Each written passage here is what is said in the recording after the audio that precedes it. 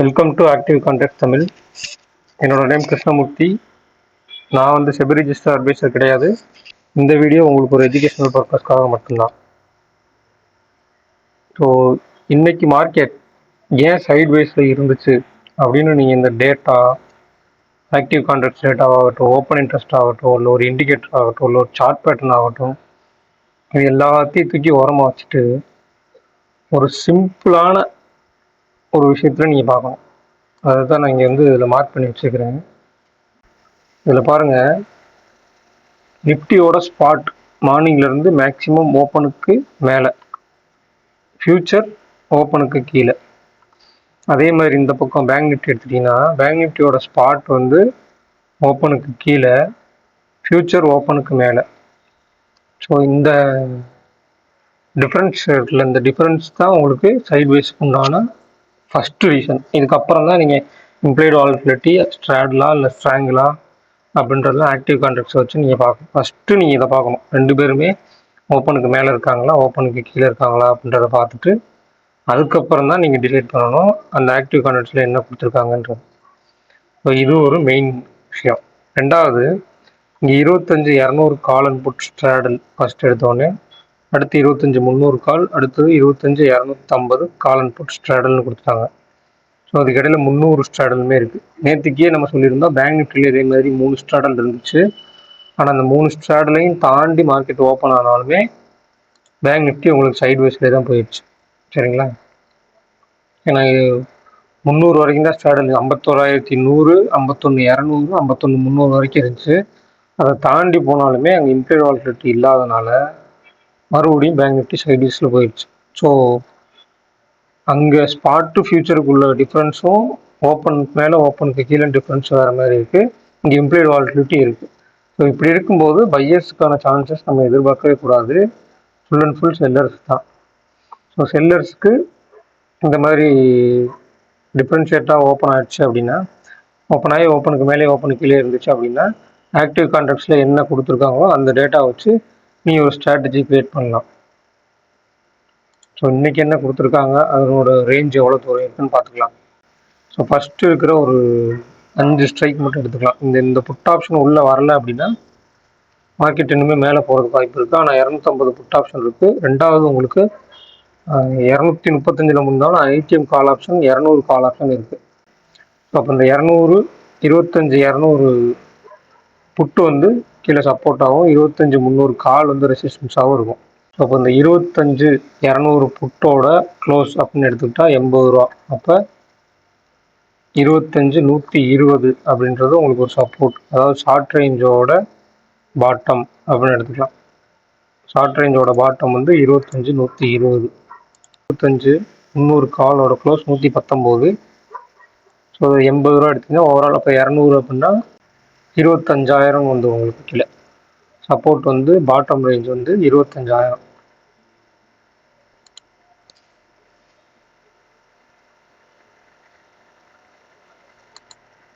So இந்த 25,000ன்றது bottom, white ரேஞ்சோட bottom அப்படின்னு நீங்கள் எடுத்துக்கலாம். ஸோ அடுத்து டாப்பில் பார்த்துடலாம். ஸோ 25,300 காலோட க்ளோஸ் 119 ரூபான்னா 25,419 அப்படின்றது வைட் ரேஞ்சோட டாப். அதனோட ஆர்டர் ப்ரீமியம் உங்களுக்கு 500, 200 அப்படின்னா 25,300லேருந்து 200, 25,500. அப்போ ஓவராலாக 25,000 டு 25,500 அப்படின்னு வச்சுருக்காங்க. அப்போ இதுக்கு இந்த வைட் ரேஞ்சோட பிக் பாயிண்ட் எதுன்னு பார்த்தீங்கன்னா இன்றைக்கி க்ளோஸ் ஆனால் இந்த ப்ரீவியஸ் க்ளோஸ் தான். இந்த ப்ரீவியஸ் க்ளோஸ்க்கு மேலே இருந்தால் மார்க்கெட் மேலே, கீழே இருந்தால் மார்க்கெட் கீழேயே வச்சு எக்ஸ்பைரி வரைக்குமே கொண்டு போகிறதுக்கு சான்சஸ் கூட இருக்குது. ஸோ அதை வந்து அனலைஸ் பண்ணி இதில் வாட்ச் பண்ணி பார்க்கணும். So bank Nifty implied volatility நிஃப்டிக்கு கம்மியாக தான் இருக்குது, பேங்க் நிஃப்டிக்குமே கம்மியாக தான் இருக்குது. ஸோ பேங்க் நிஃப்டியோட ரேஞ்ச் நேற்றுக்கு வந்து 51,100, 51,200, 51,300 இது எல்லாமே ஸ்ட்ராடலாக கொடுத்துருந்தாங்க. அந்த ஸ்ட்ராடலுக்கும் ரேஞ்சுக்குள்ளே தான் இருந்துமே அதனால் அதில் வந்து சைட்வைஸில் தான் இருந்தது. இன்றைக்கி வந்து பார்த்துட்டிங்க அப்படின்னா 51,400 straddle, 51,500 call, 51,300 call, 51,500 put and 51,300 put. ஓவராலாக என்ன சொல்கிறாங்கன்னா 51,300 ஸ்ட்ராடல், 51,400 ஸ்ட்ராடல், 51,500 ஸ்ட்ராடல் அப்படின்னு சொல்லி கொடுத்துட்டாங்க.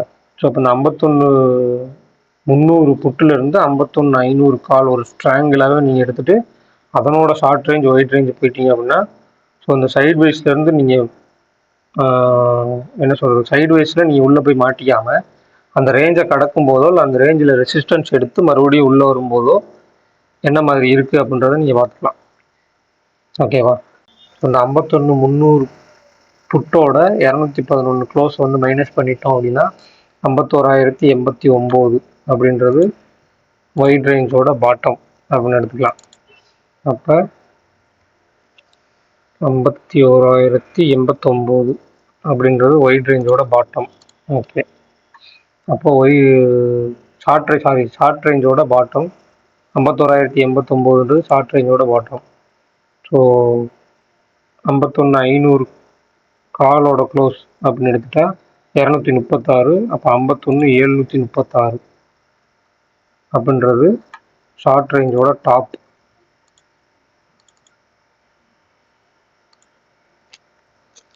$51,736 அப்படின்றது ஷார்ட் ரேஞ்சோட டாப் ஆகும். ஸோ இதில் ஒயிட் ரேஞ்ச் அப்படின்னு எடுத்துக்கிட்டா 51,300 புட்டோட க்ளோஸ் 211, இது ஒரு 236. 51,500 காலோட க்ளோஸ் வந்து 236 அப்படின்றப்ப 447. ஸோ அந்த இடத்துல 51,500க்கு 500ஓட 447 ப்ளஸ் பண்ணோம் அப்படின்னா 51,947.